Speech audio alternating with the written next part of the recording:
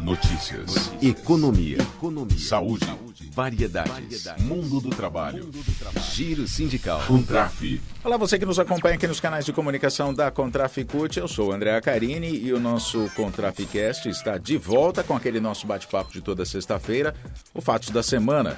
Essa semana, né, uma semana movimentada tanto no campo da política, também na categoria bancária. A gente vai fazer um panorama sobre os principais assuntos. Começando pela categoria bancária, PLR na conta. A Contraf CUT enviou um ofício já aos principais bancos do país nessa quarta-feira, dia 1º, solicitando a antecipação do pagamento da segunda parcela da participação nos lucros e resultados, a PLR, referente ao ano de 2022. A justificativa é que todo começo de ano tem aquelas despesas extras, tem IPVA, tem impostos, o IPTU, tem também material escolar de crianças. Além do que, outra justificativa também é a dedicação dos trabalhadores no trabalho bancário. Representantes das centrais sindicais e dos movimentos sociais, incluindo a Contraf CUT, aprovaram a criação da Conferência Popular sobre Tributação. A decisão ocorreu na quinta-feira passada, no final do encontro Tributação e Luta de Classes, feita pelo Instituto Justiça Fiscal, como parte das atividades do Fórum Social Mundial 2023, que foi realizado em Porto Alegre. O Valcir Previtali, que é o secretário de Assuntos Socioeconômicos da Contraf CUT, disse o seguinte, que todas as políticas que o Brasil precisa para melhorar enquanto país, necessariamente passam pela questão da tributação.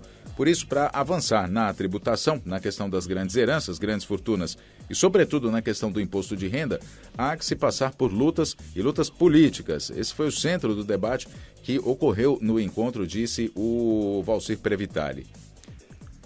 O ministro da Previdência, Carlos Lupe, visitou a CUT, a Central Única dos Trabalhadores, na segunda-feira para apresentar as principais medidas a serem tomadas no próximo período. O ministro afirmou que, quando questiona a reforma da Previdência, questiona a Previdência Social e é criticado, ele não faz sem pensar. Em 2023, a divisão ideológica, ele diz, continua em evidência. Mas a luta é pela necessidade de se fazer um governo plural para todos. E isso leva tempo e precisa ser feito com política. Sindicalistas entregaram ao ministro um documento com as reivindicações dos trabalhadores para corrigir as distorções na Seguridade Social no Brasil, provocadas em especial pela reforma da Previdência aprovada no governo Bolsonaro, também para zerar a fila do INSS. Fake news. Nome do BNDES tem sido alvo de informações falsas, inverdades, depois que Lula afirmou que o Brasil vai voltar a financiar projetos engenharias, projetos de engenharia e desenvolvimento no exterior. Não faltaram os comentários maldosos dizendo que o Brasil vai dar dinheiro para outros países, mas não é nada disso, não é assim que funciona. Vinícius Assunção, que é o vice-presidente da Confederação Nacional dos Trabalhadores do Ramo Financeiro, a Contraf CUT, explica que quem recebe os aportes financeiros são as empresas brasileiras que prestam serviços para as obras que vão ser desempenhadas no exterior. E isso, inclusive, gera lucro para o Brasil. Quer ver só? De 1998 a 2022, o BNDES desembolsou 10 bilhões e meio de dólares em obras realizadas no exterior.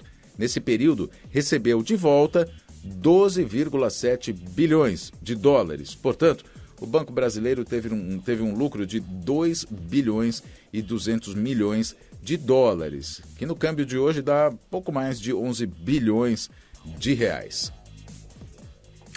A FENAI, Federação Nacional das Associações do Pessoal da Caixa Econômica Federal, vai realizar as eleições que vão definir a nova diretoria executiva e o Conselho Fiscal da entidade para o período de 2023 a 2027. Isso vai acontecer nos dias 8 e 9, das 9 às 18 horas. A votação vai ser por meio de urnas que vão percorrer as unidades durante o pleito. Podem votar os associados, as APSEFs, as associações do pessoal da Caixa Econômica Federal.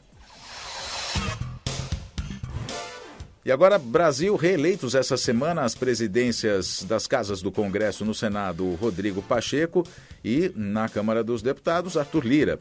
Em especial, o presidente da Câmara, outrora apoiador de Bolsonaro, acabou reafirmando um compromisso com a democracia. Em um discurso de vitória, no seu discurso de vitória, ele ressaltou a defesa até de entidades sindicais e populações perseguidas, negros, mulheres, LGBTQIA+.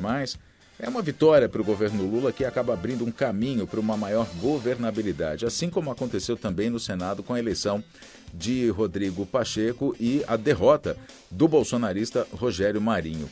Um outro marcante da semana foi o retorno do STF. A cerimônia de abertura do ano judiciário teve até Lula e Augusto Aras o PGR, o Procurador-Geral da República, né, que esteve lá também defendendo, inclusive, a democracia. Outro bolsonarista defendeu o Bolsonaro durante todo o governo, protegeu o Bolsonaro, agora ele vai lá afirmando que para a democracia é preciso dizer, numa citação que inclusive causou uma certa... causou graça, né, nas pessoas, acharam engraçado ele dizer isso, por que não dizer ridículo, né? Ele dizer, precisamos dizer para a democracia, eu te amo, eu te amo, eu te amo, 3 vezes, todos os dias, não é? Sendo que democracia, na verdade, é algo que você tem que ter dentro de si, não precisa ficar repetindo, tem que ser assimilado. O presidente Lula falou sobre a relação de respeito entre os poderes quando ele citou a relação entre o Planalto e o STF, fazendo alusão aos inúmeros ataques de Bolsonaro durante o seu mandato. Lula disse o seguinte: tenho a certeza de que, assim como em meus 2 mandatos anteriores, a relação entre o Executivo, a Suprema Corte e o Poder Judiciário, como um todo, vai ter como alicerce o respeito institucional. O povo brasileiro não quer conflitos entre as instituições, não quer agressões, intimidações, nem o silêncio dos poderes constituídos.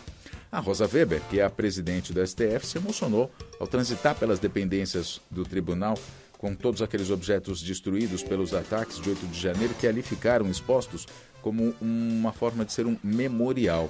A frase dela durante o discurso foi a seguinte: é inútil a destruição do patrimônio público porque, mesmo que desejassem destruir 1000 vezes o Supremo, subsistiria incólume o sentimento de reverência dessa casa pelo Estado Democrático de Direito e 1001 vezes reconstruiríamos seu prédio como fizemos agora, sem interromper um só instante o exercício da jurisdição.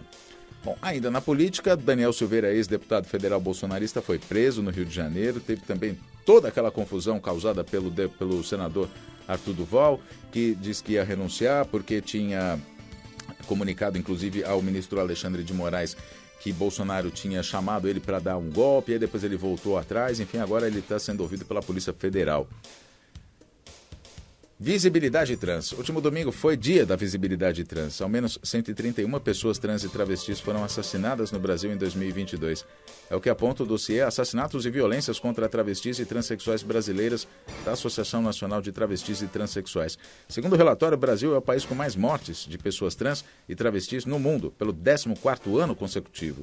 Das 131 mortes no ano passado, 130 referem-se a mulheres trans e travestis e uma a um homem trans. A pessoa mais jovem assassinada tinha apenas 15 anos de idade. Quase 90% das vítimas tinham entre 15 e 40 anos. O dossiê divulgado na quinta-feira passada e entregue ao ministro dos Direitos Humanos, Silvio Almeida, indica que mulheres trans e travestis têm até 38 vezes mais chance de serem assassinadas em relação aos homens trans e às pessoas não binárias. O Dia Nacional da Visibilidade Trans foi estabelecido em 2004, ainda no governo Lula, tendo em vista o lançamento da campanha nacional Travesti e Respeito do Ministério da Saúde para combater esse tipo de violência e opressão contra as pessoas travestis e transexuais que diariamente lutam pelo respeito à identidade, gênero, orientação sexual, acesso às políticas de saúde pública, ao mercado de trabalho, inclusive, e vários outros direitos básicos. Glória Maria presente, morreu nesta quinta-feira, uma das maiores repórteres jornalistas desse país. Glória Maria, ícone da televisão brasileira, pioneira em tudo que fez.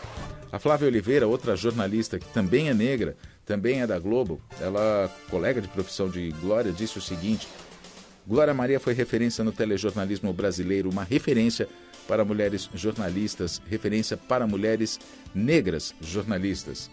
A Zezé Mota, atriz, também negra, grande ícone também das artes no Brasil, ela conta uma história nas redes sociais. Estávamos no início dos anos 70, o período da ditadura do presidente Médici. Glória era atrevida, teve vários problemas com os militares, enfrentou dificuldades por ser mulher, por ser negra e por ter vindo de uma família pobre, mas com muito trabalho, mostrou muita dignidade e conseguiu respeito. Sua história sempre foi de superação, foi desbravadora, foi a primeira mulher e primeira negra a apresentar um jornal na televisão brasileira. Desde sempre, Glória Maria. Assim a gente termina essa edição do nosso Contraficast. Obrigado pela sua companhia até aqui e a gente se fala na próxima edição. Até lá.